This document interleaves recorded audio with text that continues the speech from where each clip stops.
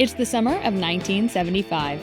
In the weeks leading up to the 20th of June, you couldn't go anywhere without seeing an image of a giant shark looming towards a woman swimming in the open ocean.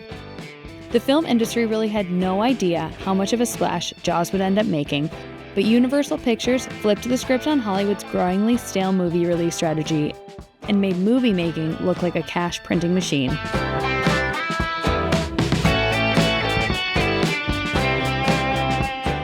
Jaws showed Hollywood something it had never seen before: stratospheric profits off a simple concept released wide to summer audiences.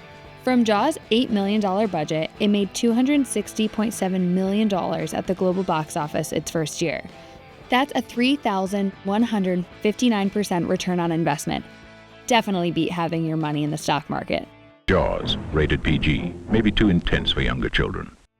But the playbook Universal used for the release of Jaws was pulled together from some other films that released earlier in the 70s. To compare box office results from the previous title holder, 1939's record-breaking Gone with the Wind earned $189.5 million globally on a $3.9 million budget. The film had a roadshow theatrical release, opening from city to city like a touring show.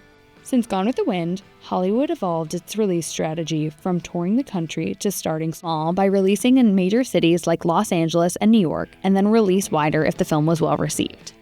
To keep films profitable, studios turned to low-budget productions during the summer, as audience turnout of mostly teenagers out of school was nothing to make note of.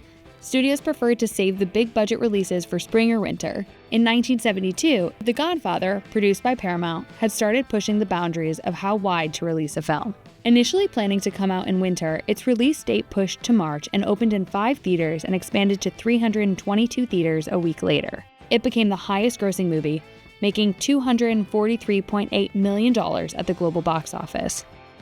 It was quickly followed by The Exorcist, which made $193 million globally that year. But The Exorcist and The Godfather were heavy material with dark themes.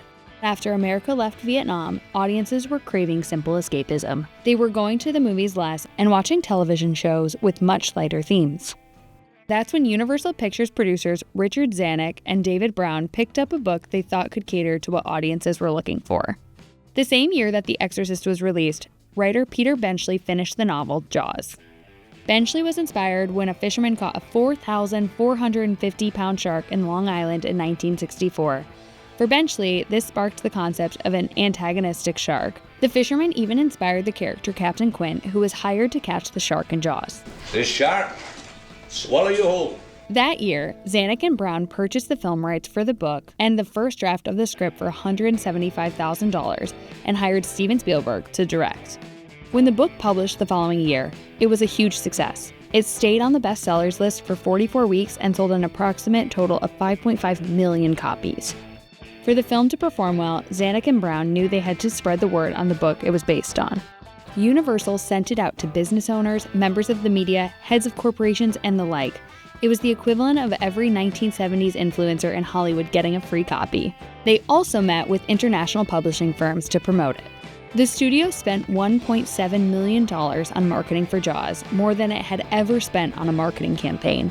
With reports of a disastrous production process and an untested director experiencing multiple delays, Universal was taking a risk on an anything-but-certain film. Production began in Martha's Vineyard on May 2, 1974, and was slated to shoot for 55 days with a budget of around $3.5 million. But production ran over to 159 days and the budget doubled. Once the film was completed in October of 1974, it wasn't until Universal started screening the movie to preview audiences that the studio stopped thinking of it as a B movie. They had something really special that people liked, and they wanted to release it as wide as possible.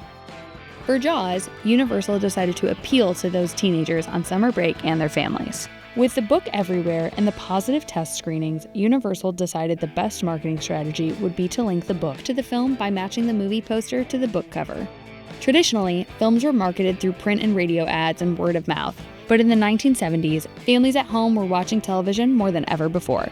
As an indicator of how big Universal was going in on TV ads, on April 9th of 1975, Variety ran a 3-page advertisement purchased by Universal stating that Jaws was backed by the biggest national prime-time TV spot campaign in motion picture history.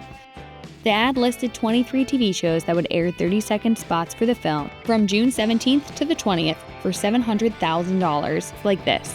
Roy Scheider, Robert Shaw, Richard Dreyfuss. If you were at home watching TV, you couldn't miss it. So, from ads like the ones in Variety, TV spots, press tours, the narrative in that book is what sold the book, and that same narrative is what's in the movie. and to this Time magazine cover, Universal had successfully built enough anticipation that people opted for a fictional beach at the movie theater over the real beach that summer. All of the hype Universal built paid off its opening weekend and the weeks to follow, earning back their $8 million budget in the first 4 days. By the 17th day of the Jaws release, Universal expanded from 409 theaters to 464, and then 954 screens by the 59th day. This tactic is how the movie finally reached its $100 million milestone. You've just seen the movie. I love it. And is this your first time? Night time. Nowadays, when a highly anticipated movie is coming out, like Wicked or Barbie, you see all kinds of merchandise from apparel to collectible popcorn buckets. Back then, the idea of merchandising was not what we know today, until the success of Jaws. Once Universal realized how popular the movie was after its opening weekend, there wasn't anything Jaws-themed that you couldn't buy. Jaws was everywhere. In addition to a lasting legacy, the film did well at the 1976 Academy Awards. Robert L. Hoyt, Roger Heeman, Earl Mataray, and John Carter for Jaws. It earned 3 Academy Awards for Best Editing, Sound, and Original Film Score by John Williams. Dick Zanuck and David Brown, thank you both for giving me the opportunity to work with an extraordinary man, Steven Spielberg. It was nominated for Best Picture, but lost that year to One Flew Over the Cuckoo's Nest. One flew over the cuckoo's nest. And when Star Wars released in 1977, Spielberg congratulated George Lucas on taking the box office crown with this one-page ad in Variety. Jaws is one of the first examples of what viewers today consider a franchise. It was arguably the first at its scale, earning Universal millions of dollars over the last 5 decades from ticket sales, merchandising, 3 sequels, re-releases, and even a theme park ride at Universal Studios. It was Jaws that established the template for franchises like Star Wars, Jurassic Park, The Avengers, and other culture-defining smashes that followed in its wake. From iconic lines such as, "You're gonna need a bigger boat," to the chilling 2-note theme song, Jaws has gone down in history as one of the most impactful films in the industry. 50 years later, we are still living in the entertainment landscape that Jaws shaped.